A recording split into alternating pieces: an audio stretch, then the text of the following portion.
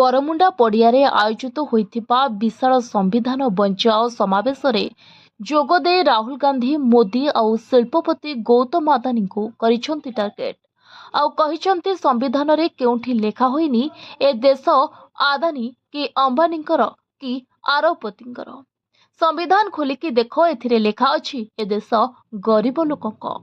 हेले आमे एबे जुआड़े देखुछु केवल गोटे ना देखा जाउछि अदानी अदानी।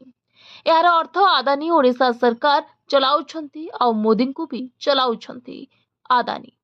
से कहिछंती ओडिशा रे रथयात्रा हेउछि कोटी कोटी लोक आसुछंती रथ टाणिबा पाई।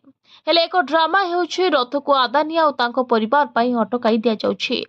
एथिरु आपण ओडिशा सरकार विषय जानि पारुथिबे। यह ओडिशा सरकार को नुह यह अदानी सरकार को बोली कहा जाइछि। यार लक्ष्य आपणक जमी जंगल आ भविष्यत को चोरी करबा। आपणक सरकार ओडिशा युवकों पई केते सुजोग एपरिकी केते रोजगार सृष्टि करिसंती ताहा मध्य प्रश्न बचाइछंती।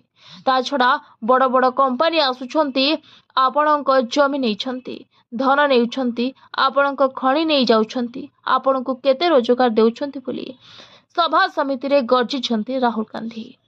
Bureau report, voice of Odisha live.